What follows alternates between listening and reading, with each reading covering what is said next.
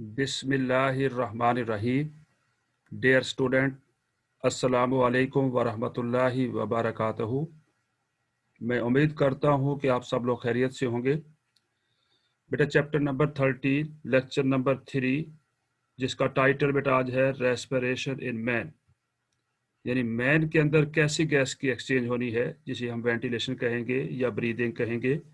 बेटा यहाँ पर आपको डायग्राम में एक रेस्पिरेटरी सिस्टम दिखाया गया है और यहाँ पर ये देखिए आपको एक ट्यूबलाइक स्ट्रक्चर दिखाई दे रहा है जिसे विंड पाइप या ट्रैकिया कहते हैं। बेटा ये ट्रैकिया फिर चेस्ट में जाकर डिवाइड हो जाएगा इनटू 2 ब्रांचेस में। हर ब्रांच को यहाँ पर ब्रोंकस कहा गया है। तो right primary bronchus and left primary bronchus. बेटा जैसे ही ये लंग्स में एंटर होगा फिर ये वहां जाकर डिवाइड एंड सब डिवाइड करेगा एंड रीडिवाइड करेगा और इससे large number of branches produce हो जाएगी। अब लंग्स जो होते हैं बेटा ह्यूमन बीइंग के, वहां पर लंग्स जो हैं स्पॉन्जी लेयर हैं, स्पॉन्जी होते हैं क्योंकि अंदर बहुत ज्यादा एयर स्पेस मौजूद है in the form of alveoli. आइए बेटा देखते हैं हम रेस्पिरेशन इन मैन कैसे होती है, कौन कौन सा इसके पार्ट्स हैं रेस्पिरेटरी सिस्टम के और ये इंसान को रेस्पिरेशन करने की क्या जरूरत है। बेटा आइए बेटा देखते हैं रेस्पिरेशन इन मैन। तो what is the respiratory system? सबसे पहले हम इसे डिफाइन करेंगे। The respiratory system is the network of organs and tissues that help an animal to breathe. In it, interstitial vertebrates includes air passage, यानी हवा का रास्ता होगा। उसके बाद lungs and blood vessels. The muscles that power lungs are also part of respiratory system. These parts work together to move oxygen throughout the body and clean out waste gas like carbon dioxide. बेटा second question है, what does the respiratory system do? Respiratory system क्या करता है? The respiratory system has many functions, बहुत सारे इसके functions हैं बेटा यहाँ पर। बिसाइड्स हेल्पिंग यू इनहेल यानी breathe in and exhale, breathe out, it always you to take or to smell. smell भी महसूस करता है बेटा। allow you to take and to smell. इसके बाद बेटा brings air, हवा लेकर आएगा to body temperature से and moisturize करेगा it to the humidity level your body needs. हम बेटा पढ़ रही है what does the respiratory system do? It delivers, ये डिलीवर करता है oxygen to the cell in your body, removes waste gases, waste gas को रिमूव करता है including carbon dioxide from the body when you exhale. It protects your airways from harmful substances and irritants. बेटा हम बात कर रहे हैं respiration in man के बारे में बात हो रही है। तो what are the parts of respiratory system in man? In man respiratory system include lungs, इसमें लंग्स शामिल हैं जैसे कि ये लंग्स आपको दिखाए गए हैं, ये राइट लंग्स है और ये लेफ्ट लंग्स दिखाया हुआ है आपको। एंड एयर पैसेजेस हैं बेटा which are responsible for carrying fresh air to the respiratory sites. आइए बेटा देखते हैं यहाँ पर एयर पैसेजेस वे कौन कौन से हैं। Air passage way consist of nostril, ये देखिए ये नॉस्ट्रल यहाँ पर दिखाया गया है जिसे नथना कहा गया है, नाक के करीब है, नोज जिसे यहाँ लिखा गया है। उसके बाद बेटा नेजल कैविटी, ये देखिए ये नेजल कैविटी है, यहाँ पर ये दिखाई गई है आपको डायग्राम में, नेजल कैविटी है। इसके बाद बेटा फेरेंक्स, ये इलाका देखिए आपको फेरेंक्स यहाँ पर लेबल किया गया है, ये फेरेंक्स है यहाँ पर ये। उसके बाद बेटा लेरेंक्स, ये लेरेंक्स यहाँ दिखाया गया है, इस जगह को लेरेंक्स कहते हैं बेटा, ये लेरेंक्स यहाँ पर दिखा दिया गया। उसके बाद बेटा यहाँ पर ट्रैकिया, ट्रैकिया है बेटा। उसके बाद ब्रोंकाई, ये ट्रैकिया दिखाया हुआ देखिए, ये ब्रोंकाई, सिंगुलर ब्रोंकस, जो राइट और लेफ्ट ब्रोंकस मौजूद हैं। फिर ब्रोंकियोल, बेटा ये देखिए ये डिवाइड कर गया यहाँ पर, यानी ब्रोंकस जो है डिवाइड एंड रीडिवाइड हुआ और लार्ज नंबर में बेटा यहाँ पर बहुत सारे ट्यूब लाइक स्ट्रक्चर बन गया, इन्हें हम ब्रोंकियोल्स कहते हैं। जब इनका डायमीटर 1 mm हो जाएगा तो इसे हम ब्रोंकियोल कहेंगे।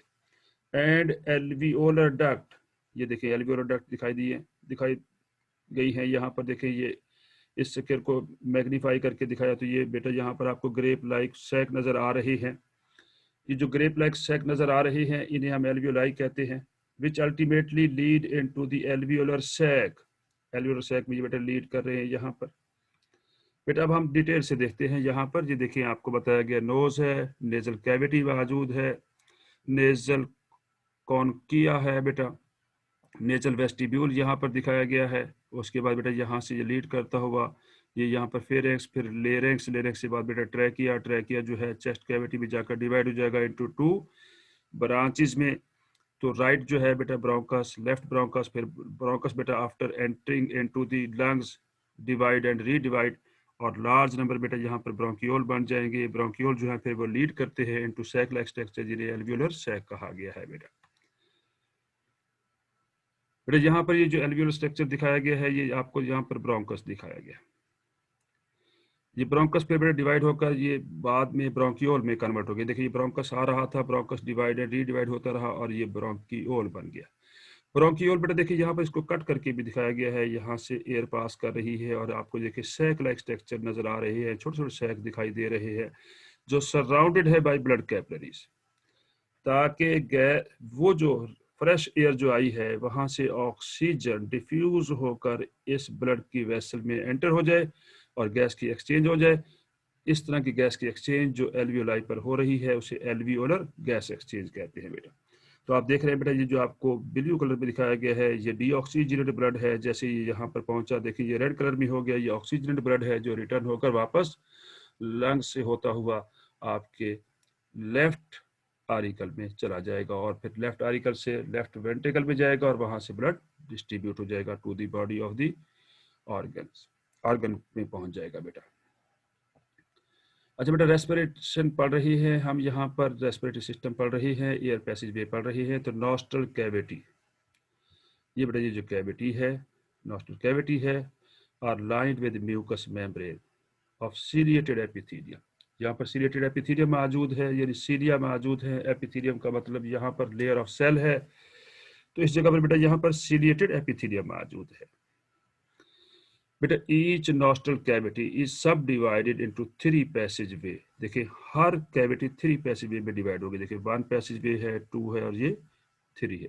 ये देखिए दरमियान में यहाँ पर प्रोजेक्शन आ गई है by the projection of bone from the wall of the internal nose. देखिए ये प्रोजेक्शन आ चुकी है, इन प्रोजेक्शन को टर्बिनेट कहा जाता है। टर्बिनेट ये प्रोजेक्शन मौजूद है, यानी ये सुपीरियर टर्बिनेट है, ये इंटरमीडिएट है और ये इन्फीरियर टर्बिनेट इसे कहा जाता है। ये प्रोजेक्शंस हैं जिसकी वजह से एयर पैसेज वे जो है वो 3 में डिवाइड हुआ ताकि यहाँ पर नैरो हो जाए और मूव करने वाली एयर की स्पीड यहाँ पर इंक्रीज हो सके। क्योंकि आपने फिजिक्स में पढ़ा था बेटा, एक लॉ पढ़ा था बर्नौली थ्योरम जिसे कहते हैं। बर्नौली थ्योरम में आपको बताया गया है कि जब वॉल्यूम बराबर हो लेकिन आगे पैसेज क्या है कम हो जाए तो स्पीड बढ़ जाती है किसी भी फ्लो करने वाले मीडियम की। अब यहाँ पर फ्लो करने वाला मीडियम जो है वो एयर है, तो यहाँ देखिए बेटा यहाँ वॉल्यूम एयर का जो मूव करके जा रहा था यहाँ पर सरफेस एरिया ज़्यादा था, लेकिन जैसे ही पैसेज डिवाइड हो गए सरफेस एरिया कम हो गया, नैरो हो गया और यहाँ पर हवा मूव करेगी वो फास्ट मूव करेगी, जिसकी वजह से वहाँ पर एयर जो है बेटा क्या हो जाएगी, वार्म हो जाएगी। तो एयर एंटर करती है बेटा nasal cavity through nostril, nostril से एयर एंटर होकर कहाँ जाएगी, नेजल कैविटी में आ जाएगी। And large dust particle are trapped by hair, यहाँ हेयर मौजूद है। And mucus in the nostril, nostril में यहाँ म्यूकस, क्योंकि यहाँ पर म्यूकस मेम्ब्रेन है उसने म्यूकस पैदा किया हुआ है। म्यूकस एक स्टिकी सब्सटेंस है जिसकी वजह से वहाँ पर लार्ज डस्ट पार्टिकल रिमूव हो जाएंगे और एयर फिल्टर हो रही है। यहाँ पर बेटा हम बात कर रहे हैं रेस्पिरेटरी पैसेज वे को, बात कर रहे हैं air while passing through the nasal cavity. जो नेजल कैविटी से एयर यहाँ पर पास होगी बिकम मॉइस्ट हो जाएगी, क्योंकि म्यूकस में वहाँ पर मॉइस्चर वेपर्स मौजूद है जो एयर को मॉइस्ट कर देंगे, वार्म करेंगे। जैसे मैं पहले बता चुका हूं कि जैसे ही ये प्रोजेक्शन आई है यहाँ पर नेजल कैविटी में, और जिससे एयर पैसेज वे डिवाइड हो गया था इनटू 3 सब पैसेज वे में, तो वहां पर एयर फास्ट मूव करेगी और fast moving air becomes warm हो जाती है and filtered out of small foreign particles by mucus membrane. तो इसका मतलब ये हुआ कि जो एयर हमने इनहेल की है थ्रू नॉस्ट्रल, वो एक तो मॉइस्ट है, दूसरा वार्म है, तीसरी बात यह है कि ये फिल्टर हो चुकी है, इसमें डस्ट पार्टिकल मौजूद नहीं है।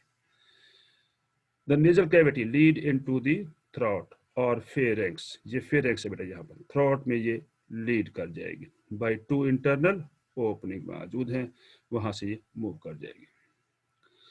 The pharynx is a muscular passage है बेटा, लाइंड विद म्यूकस मेम्ब्रेन, यहाँ भी म्यूकस मेम्ब्रेन मौजूद है। रेस्पिरेशन पढ़ रही हैं बेटा, हम बात कर रहे हैं air is channelised from the pharynx into the larynx, larynx में पहुंचा दी जाएगी। तो बेटा ये देखिए, ये एरिया जो आपको दिखाया गया है ये यहाँ पर लेरेक्स है, जिसे वॉइस बॉक्स भी कहा जाता है। इसी का बेटा ये यहाँ पर अगर हम अपर व्यू ले, ऊपर से इसको देखें तो बेटा ये आपको यहाँ पर ये लेरेक्स दिखा रखा है, ये जो ओपनिंग है यहाँ पर ये लेरेक्स मौजूद है। इसके अंदर देखिए 2 मेम्ब्रेन नजर आ रही है जो वोकल कॉर्ड कहलाती है, जो साउंड प्रोड्यूस आर्गन है, प्रोड्यूसिंग आर्गन है, इन्हें हम इसलिए इसको साउंड बॉक्स कहा जाता है बेटा।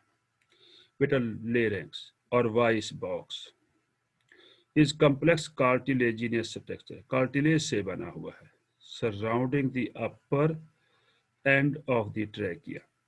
अपर एंड को देखिए, ये ट्रैकिया है, दिस इज द ट्रैकिया, इसका अपर एंड को ये सराउंड कर रहा है यहाँ पर। वन ऑफ द कार्टिलेज जिसका नाम एपिग्लॉटस है, ये देखिए ये एपिग्लॉटस दिखाया हुआ है यहाँ पर, एपिग्लॉटस है, इधर भी ये देखिए आपको नजर आ रहा है ये एपिग्लॉटस लेबल किया गया है। Has a muscularly controlled hinge like action है बेटा इसका। हिंज कहते हैं ढकना, कवर कर देना, किसी को मूव करना, and serve as a lid, ढकने के तौर पे काम करेगा, विच ऑटोमेटिकली कवर करेगा the opening of the larynx. कब करेगा बेटा? During the act of swallowing, जब हम फूड को स्वेलो कर रहे होते हैं, फूड को निगल रहे होते हैं, उस दौरान इस एपिग्लॉटस ने दरअसल ओपनिंग को कवर करना है। कौन सी ओपनिंग? लेरेंक्स की जो ओपनिंग है, उस ओपनिंग को यहाँ पर ग्लॉटस कहते हैं बेटा। So as to prevent the entry of food, ताकि फूड की एंट्री को रोका जा सके, या लिक्विड को इनटू द लेरेंक्स, लेरेंक्स में फूड वगैरह एंटर ना हो।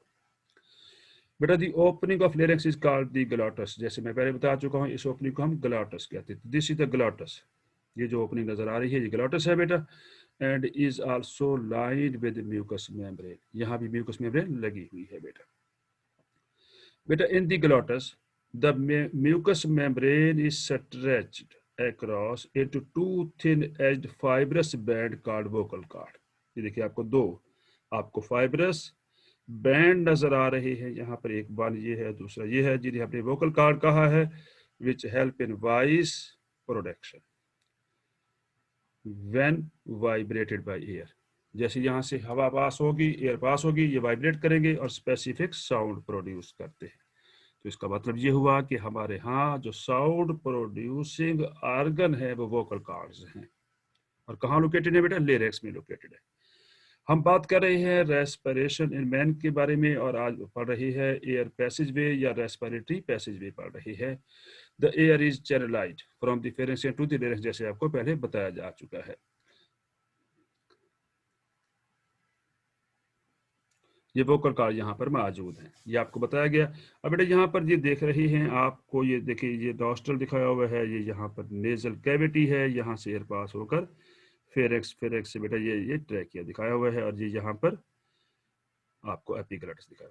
तो बेटा यहाँ पर एक चीज दिखाई गई है, जैसे कि पिछले पेज में अभी बताया मैंने यहाँ पर, कि एपिग्लॉटस का काम क्या है? ये मस्कुलरली कंट्रोल करता है हिंज लाइक एक्शन को, और कवर कर रहा है ओपनिंग, जिसे हमने ग्लॉटस कहा है। देखिए बेटा ये आपको यहाँ पर नजर आ रहा है, ये एपिग्लॉटस है, प्रोटेक्टिंग एयर वे ड्यूरिंग स्वेलोइंग। तो देखिए बेटा ये यहाँ पर देखिए कर्व हो गया, और जिसकी वजह से यहाँ पर ट्रैकिया एयरवे जो है लीड टू लंग्स, जो लंग्स को रीड कर रहा था, और ये जो फूड आ रही है देखिए, जो आपको यहाँ पर ग्रीन कलर में दिखाई गई है फूड, ये फूड देखिए मूव करती हुई डायरेक्टली किस में एंटर होगी बेटा? यहाँ पर ईसोफेगस में एंटर हो गई है और फूड एंटर होने के बाद लीड करके टू दी स्टमक, स्टमक में लीड कर जाएगी।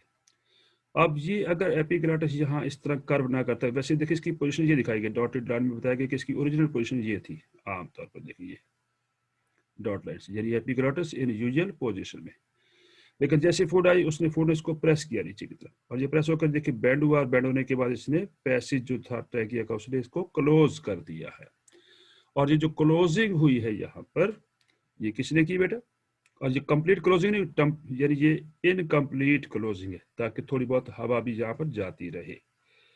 तो बेटा ये एपिग्लॉटिस ने ये कवरिंग की है, किसको कवर किया है? ग्लॉटिस को कवर किया है, और यहाँ पर प्रिवेंट कर दिया है द एंट्री ऑफ फूड और लिक्विड इनटू द लेरिक्स या ट्रैकिया भी कह सकते हैं। बेटा अब यहाँ पर दिखा रहे हैं, ये आपको दिखाया गया है, देखिए रेस्पिरेटरी सिस्टम दिखाया गया है, ये नॉस्ट्रल है, नॉस्ट्रल के बाद ये देखिए बेटा नॉस्ट्रल कैविटी है, नेजल कैविटी है, ये लीड करती opening from nose to throat आ रही है। और ये देखिए बेटा यहाँ पर एपिग्लॉटिस दिखाया गया है, ये ट्रैकिया है, लेरिक्स है, तो देखिए फूड जो है प्रिवेंट की जाती है, आमतौर पर इस हालत में रहता है।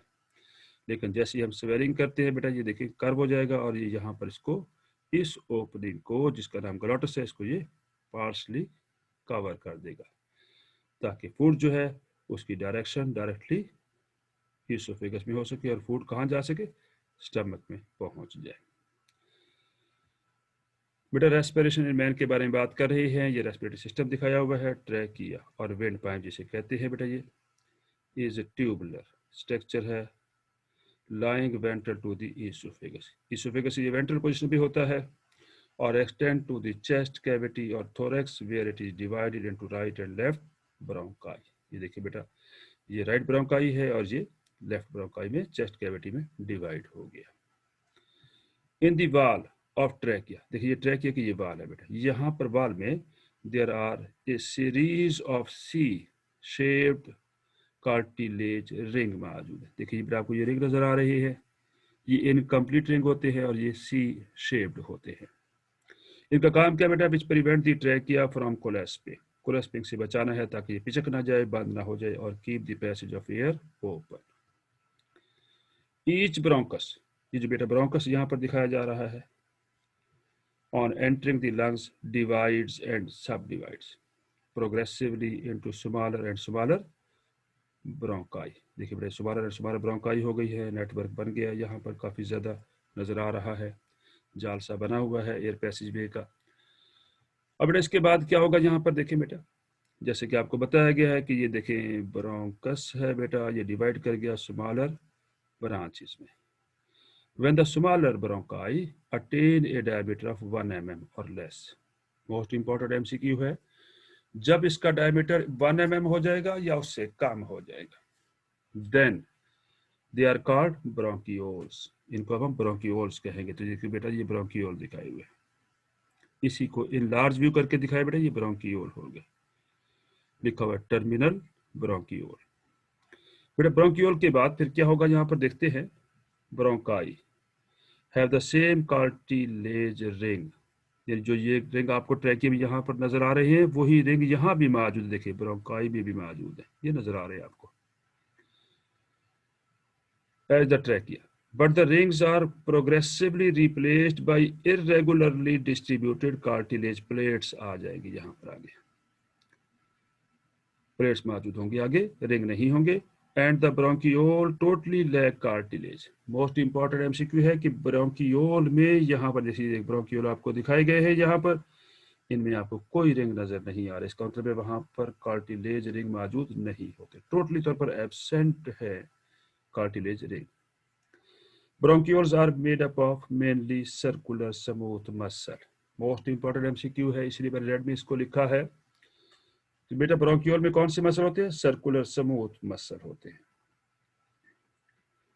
रेस्पिरेशन पढ़ रहे हैं बेटा हम, रेस्पिरेटरी पैसेजवे के बारे में बात हो रही है। The bronchiole continue to divide and subdivide हो जाते हैं deep into the lungs, lungs के अंदर बहुत ज्यादा गहराई में जाने के बाद, और finally open into large number of air space, air sacs. ये देखिए ये ब्रोंकियोल है, डिवाइड एंड रीडिवाइड हो गया, देखे और आखिरकार एक स्पेस यानी एयर सैक लाइक स्ट्रक्चर में ये डेवलप हो चुका है। तो large number of air sac वहां पर मौजूद हैं।